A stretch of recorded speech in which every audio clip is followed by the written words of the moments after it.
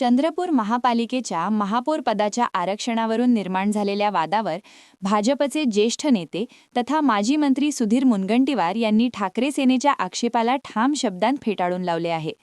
महापौर पदाचे आरक्षण हे कोणत्याही गुप्त प्रक्रियेतून काढले जात नसून सर्व पक्षांच्या प्रतिनिधींच्या उपस्थितीत नियमानुसार आणि पारदर्शक पद्धतीनेच काढले जाते, असे त्यांनी स्पष्ट केले. मुनगंटीवार म्हणाले की आरक्षण प्रक्रियेपूर्वी सर्व राजकीय पक्षांना अधिकृत पत्र पाठवून निमंत्रण दिले जाते.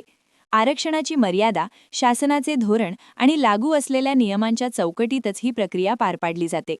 त्यामुळे आरक्षणाबाबत कोणताही संशय घेण्याचे कारण नाही. ठाकरे सेनेने व्यक्त केलेला आक्षेप हा केवळ राजकीय हेतूने प्रेरित असून त्याला कोणताही आधार नाही, असेही त्यांनी सांगितले. त्यांनी बनवून केलेले आहे आरक्षणाचा टीका केलेली आहे मुंबईच्या आरक्षणावरती. नाही, माझ्या माहितीप्रमाणे आरक्षण हे सर्वांच्या समक्ष काढलं जाते. आरक्षण हे गुप्तपणे काढलं जात नाही आणि या संदर्भात सर्व राजकीय पक्षाला या संदर्भातल्या माहिती पत्रक पाठवलं जातं.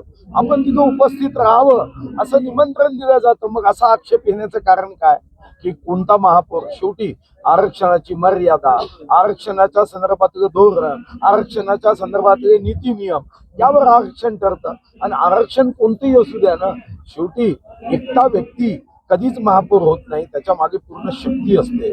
चंद्रपूरमध्ये एक आमची फक्त लाडकी बहीण महापौर होणार नाही, त्याच्या मागे आम्ही सर्वजण, महाराष्ट्राची भारतीय जनता पार्टी, महायुती, देवेंद्रजी, हे सर्व त्या महापौराच्या मागे राहणार आहे. म्हणून महापौर कुणीही झालं तरी विकासाची ही गंगा अशीच वेगाने प्रवाहित होईल चंद्रपूरमध्ये, हा माझा विश्वास आहे. थँक्यू. दरम्यान चंद्रपूर महापालिकेच्या महापौर पदासाठी महिलांसाठी आरक्षण जाहीर झाल्यानंतर शहराच्या राजकारणात नवचैतन्य निर्माण झाले आहे. यावर प्रतिक्रिया देताना मुनगंटीवार यांनी महिलांच्या सन्मानाचा मुद्दा अधोरेखित केला. ते म्हणाले की चंद्रपूर ही माता महाकालीची पवित्र भूमी आहे. या भूमीत महिलांना मान सन्मान मिळतो, ही अत्यंत अभिमानाची बाब आहे. महिलांसाठी महापौर पद आरक्षित होणे हे सकारात्मक आणि स्वागतार्ह पाऊल आहे. या पदावर भाजपकडून एक सक्षम, कर्तृत्ववान आणि जनतेसाठी काम करणारी महिला विराजमान होईल, याबाबत कोणतीही शंका नाही, असा विश्वास त्यांनी व्यक्त केला.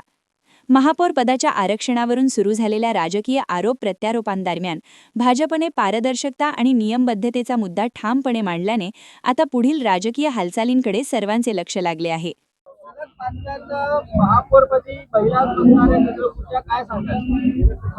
आता खरं तर असं आहे, शक्तिदायिनी, तेजोदायिनी माता महाकाली आमची या जिल्ह्याची आराध्य देवता आहे.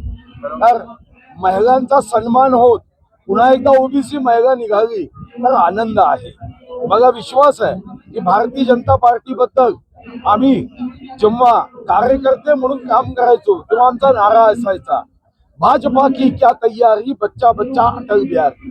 याचा अर्थ असा होता की आमच्या पक्षाचा कार्यकर्ता, सामान्यातला सामान्य कार्यकर्ता, गाव स्तरावरचा कार्यकर्ता इतका क्षमतावान आहे.